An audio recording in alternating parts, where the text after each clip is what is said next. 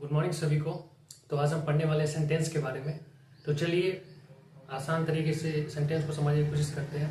पहले हम सेंटेंस की परिभाषा को समझेंगे, उसके बाद हम उसके प्रकार को, टाइप्स को समझने की कोशिश करेंगे। चलिए स्टार्ट करते हैं। सेंटेंस हमारा आज का टॉपिक है। इसको हम हिंदी में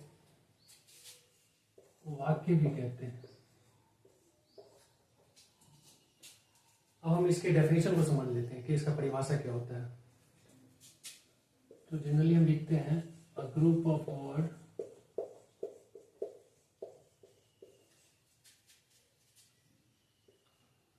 which makes a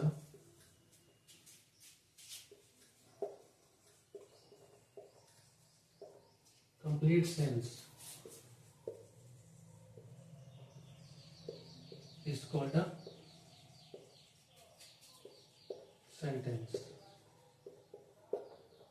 A group of words which makes a complete sense is called a sentence. तो ये हमारा डेफिनेशन हो गया।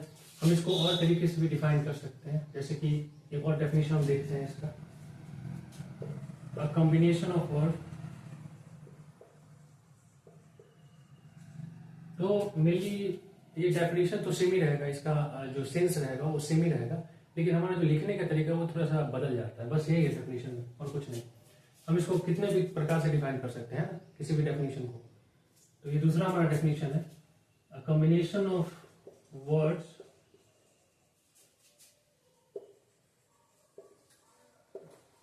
which makes a sense is called a sentence.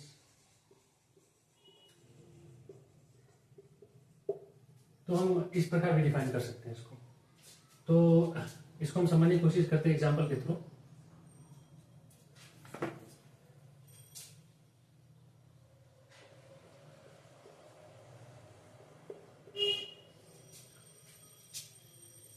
जैसे हमारा हो गया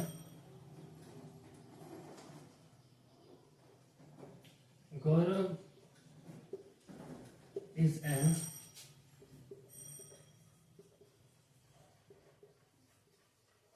इंटेलिजेंट बॉय।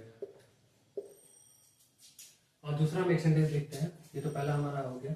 दूसरा हम कुछ लिखते हैं, जैसे हम लिखे एन इंटेलिजेंट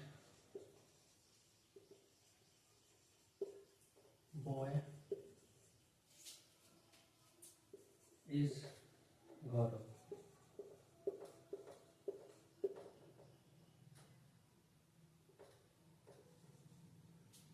तो सबसे पहले हम डेफिनेशन को देख लेते हैं एक बार फिर से।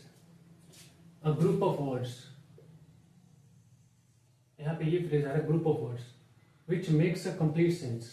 A complete sense is called a sentence. और दूसरे हम डेफिनेशन में देखेंगे अ कॉम्बिनेशन ऑफ वर्ड, दोनों का मतलब सेम ही है। कॉम्बिनेशन या हम ग्रुप का है, विच मेक्स अ सेंस। तो ऐसे शब्दों का समूह जिसका कोई मतलब निकले, जिसका कोई सेंस निकले, वो हमारा सेंटेंस कहलाता है। तो अगर हम इस वाक्य में देखें तो हमारा जो पहला वाक्य है, गौरव इज एन इंटेलिजेंट बॉय। गौरव एक तेज लड़का है। तो इसका मतलब ये ग्रुप ऑफ वर्ड्स तो है, ये सभी वर्ड्स है हमारे, जितने में सभी वर्ड्स हैं। और इसका हमारा मतलब भी निकल रहा है कि गौरव एक इंटेलिजेंट बच्चा है, एक तेज बच्चा है, एक तेज लड़का है। तो यहाँ पे ये पहला हमारा क्या सेंटेंस कहलाएगा, और ये सही है स्टेटमेंट हमारा। दूसरा हम देख लें एन इंटेलिजेंट बॉय इज गौरव। तो हमारे यहाँ पे देख ले कि सभी तो वर्ड हैं, लेकिन इसका कोई सेंस नहीं निकल रहा है, कोई मतलब नहीं निकल रहा है, कोई मीनिंग नहीं निकल रहा है। तो ये हमारा सेंटेंस नहीं कहलाएगा। एक चीज को तो फुलफिल कर रहा है group of words. Group of words दोनों में है, कॉम्बिनेशन ऑफ वर्ड्स दोनों में है, लेकिन इसका कोई सेंस नहीं निकल रहा है नीचे वाले का इसका। तो हमारा ये सेंटेंस नहीं कहलाएगा। अब आगे हम इसके टाइप्स को समझने की कोशिश करते हैं।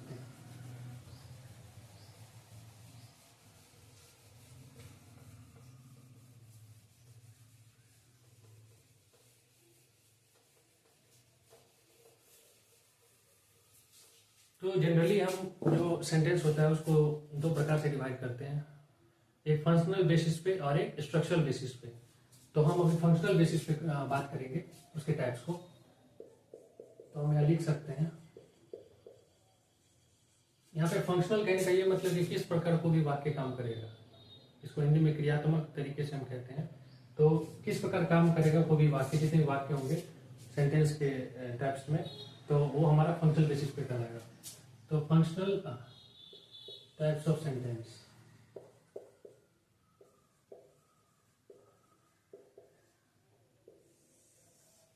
तो ये हमारे टाइप्स में क्या क्या होते हैं। पहला हमारा हो गया डिक्लेरेटिव, या डिक्लेरेटिव को हम असर्टिव भी कहते हैं, या इसको हम कह सकते हैं स्टेटमेंट भी। तो ये तीनों तरीके से हम इसको कह सकते हैं, जैसे हम एग्जाम्पल के थ्रू समझते हैं।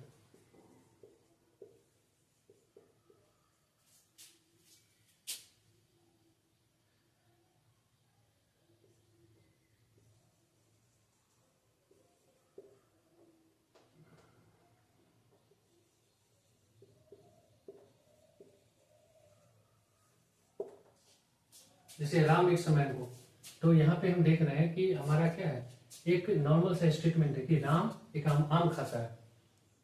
तो ये हमारा यही कहलाएगा हमारा डिक्लेरेटिव असर्टिव स्टेटमेंट, कि एक तरह का हमारा किसी तरह का स्टेटमेंट है ये, कि हम कुछ बातों को अपनी कह रहे हैं सरल तरीके से। तो यही हमारा डिक्लेरेटिव असर्टिव और स्टेटमेंट सेंटेंस कहलाएगा, यानी पहले टाइप्स पे आ गया हमारा। इसमें मेनली ये होगा कि जो पहला हमारा जो सब्जेक्ट होगा या कुछ भी नाम, जैसे नाम है तो ये पहला कैपिटल लेटर होना चाहिए और ये फुल स्टॉप के साथ खत्म होना चाहिए। तो ये हमारा एक अपने मतलब अपनी बातों को वाक्य के थ्रू रखना नॉर्मल तरीके से, वही हमारा स्टेटमेंट असर्टिव या डिक्लेरेटिव सेंटेंस कहलाएगा। तो हम दूसरे टाइप्स को इसमें देख लें। तो दूसरा हमारा जो है टाइप्स वो है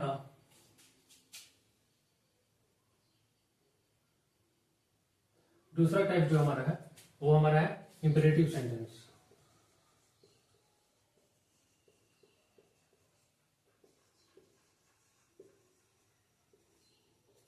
अब इंपेरेटिव सेंटेंस हमारा क्या होता है, तो इसको हम एग्जांपल के थ्रू समझते हैं। सबसे पहले हम देख लेते हैं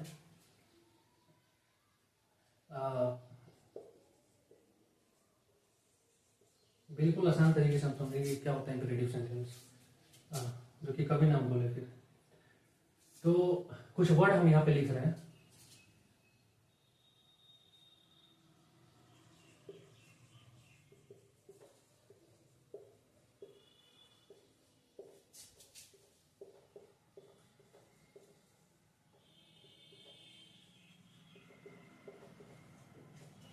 तो ये जितने भी वर्ड हैं, रिक्वेस्ट हो गया, कमांड हो गया, ऑर्डर हो गया, एडवाइस हो गया, तो ये सभी हमारा क्या है, इंपेरेटिव सेंटेंस के अंतर्गत आता है। जैसे हम एग्जांपल के थ्रू समझेंगे। जैसे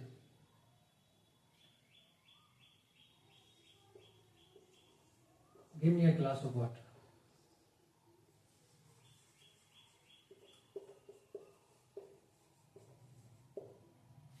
या और वाक्य हम कह सकते हैं you should daily go to school.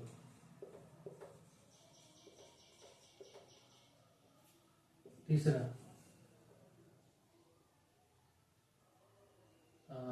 अब हम आगे देखेंगे तीसरा इसका जो एग्जांपल है, तीसरा में हम लिख सकते हैं, तीसरा हम यहाँ पे लिख देते हैं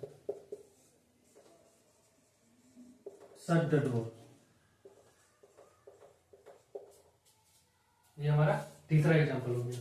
तो पहला हमारा एग्जांपल है give me a glass of water, मतलब हम किसी से पानी मांग रहे थे ना, तो ये हम चीजें मांग रहे हैं, तो ये हमारा आएगा इंपेरेटिव सेंटेंस में। You should daily go to school, मतलब वी आर एडवाइसिंग समबडी कि आप डेली स्कूल जाइए, आपको जाना चाहिए।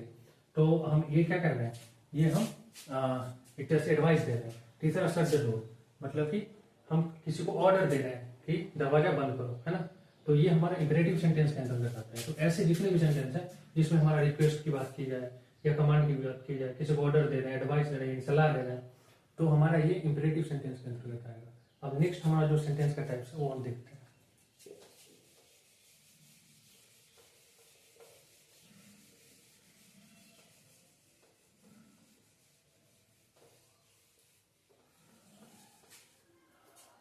नेक्स्ट टाइप्स में हमारा तीसरा है इंट्रोगेटिव सेंटेंस।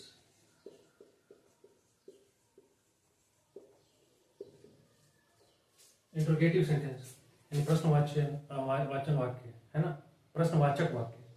तो हमारे इंट्रोगेटिव सेंटेंस कहलाएगा, यानी कि इसमें हमारा प्रश्न पूछने का कोई भी वाक्य होगा वो हमारा कहलाएगा इंट्रोगेटिव सेंटेंस। जैसे हमारे इसमें कुछ वर्ड आ गए, जैसे हम व्हाट, व्हाई, हाउ या कुछ भी एक्सेट्रा, कुछ भी इस तरह का हम अगर कोई प्रश्न पूछ रहे हैं, कोई भी WH वर्ड्स कोई भी आ गया तो हमारा वो क्या कहलाएगा, वो हमारा इंट्रोगेटिव सेंटेंस। जैसे हम एग्जांपल के थ्रू इसको समझेंगे।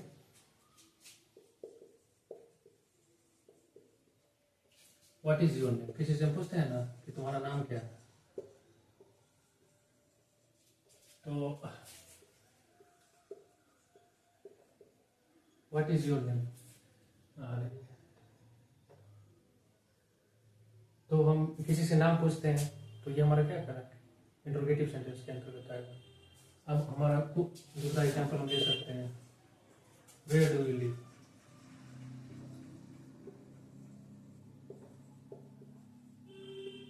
तो ये तुम कहाँ रहते हो, तो ये भी हम क्वेश्चन कर रहे हैं, तो हमारा ये भी इंट्रोगेटिव सेंटेंस के अंतर्गत आएगा। तो ये इससे जितने भी शब्द हैं हमारा इंट्रोगेटिव सेंटेंस के अंतर्गत है। तो ये चीज हमारा इंट्रोगेटिव सेंटेंस है। अब हम अगले सेंटेंस की तरफ चलते हैं। तो हमारा ये जो नेक्स्ट हमारा सेंटेंस है,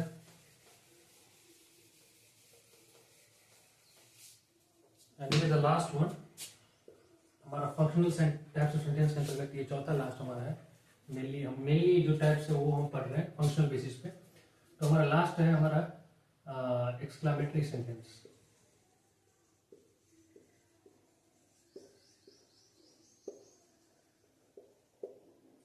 तो वैसे सेंटेंस, दो सेंटेंस जो which talks about feelings, sudden emotions की बात करें, तो हम यहाँ पे लिख रहे हैं सडन फीलिंग्स या इमोशंस।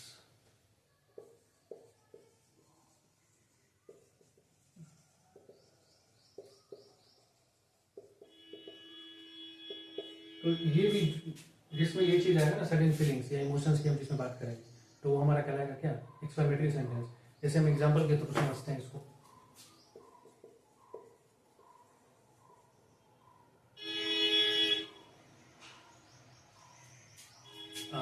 जैसे हम कह सकते हैं